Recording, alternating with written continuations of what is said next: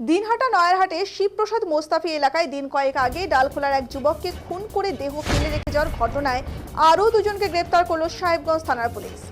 বুধবার দুপুরে গ্রেপ্তার হওয়া ওয়াসিম আকরাম এবং আনিকুল হককে ডালখোলা থেকে গ্রেপ্তার করে দিনহাটা মহকুমা আদালতে পেশ করল সাহেবগঞ্জ থানার পুলিশ। এদিন তাদের আদালতে পেশ করা হলে বিচারক একজনকে 10 দিনের পুলিশি হেফাজতের নির্দেশ দিয়েছেন এবং অপরজনকে জেল হেফাজতের নির্দেশ দিয়েছেন বিচারক।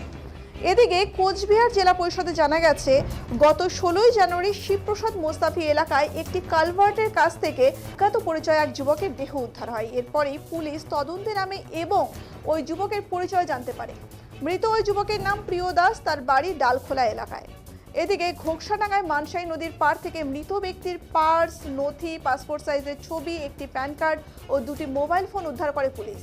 প্রাথমিক তদন্তে পুলিশ জানতে পারে ডালখোলা এলাকার এক ব্যক্তির অ্যাকাউন্ট হ্যাক করে 11,65,000 টাকা তার অ্যাকাউন্টে স্থানান্তরিত করে এবং পরে সেই টাকা আরেকজনের অ্যাকাউন্টে স্থানান্তরিত করে। তারপর তিনি দ্বিতীয় ব্যক্তির অ্যাকাউন্ট থেকে 6 লাখ টাকা তুলে নেয়। কিন্তু পরিকল্পনা অনুযায়ী 3 ব্যক্তি ডালখোলায় প্রিয় দাসকে মাদক খাইয়ে ওই টাকা হাতিয়ে নেয়। তদন্তে পুলিশ আরও জানতে পারে সেই 3 জন প্রিয় দাসকে একটি বোলেরো গাড়ি করে কোচবিহারে নিয়ে আসে এবং সেখানে নয়ারহাটি এলাকায় এক বাসিন্দার সহযোগিতায় তাকে শ্বাসরুদ্ধ করে হত্যা করে এবং মৃতদেহ কালভার্টের কাছে ফেলে দেয়। এরপর সেই মৃতদেহ উদ্ধারের ঘটনায় রীতিমতো সেই এলাকায় চাঞ্চল্য ছড়িয়ে পড়ে। স্বাভাবিকভাবে কোনো রকম সূত্র না পাওয়ায় এই মামলায় বড়সড় সাফল্য পেল কোচবিহার জেলা পুলিশ, এমনটাই মনে করছেন অনেকে। প্রিয় দাস বলে একজন মারা গেছিল, তার বডিটা এখানে পাওয়া গেছিল।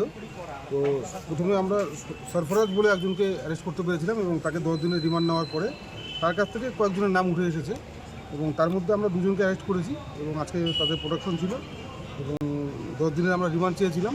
লার্নেট কোর্ট একজনের রিমান্ড অ্যালাউ করেছেন, আরেকজনের করেননি কিছু কাগজের জন্য এবং আরও কিছু লোক এর মধ্যে ইনভলভ আছে যাদেরকে আমরা অ্যারেস্ট করার চেষ্টা করছি আর কি।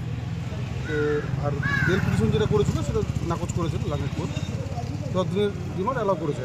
আনিকুল বলে একজন, আনিকুল হক, ডালখোলায় বাড়ি। আর সরফরাজের কে যে আগে গ্রেপ্তার হয়েছে, কতদিন রিমান্ড? ও 10 দিনের রিমান্ডে আছে, এখনও রিমান্ডে আছে। ওর কাছ থেকে এই নামগুলো এসছে।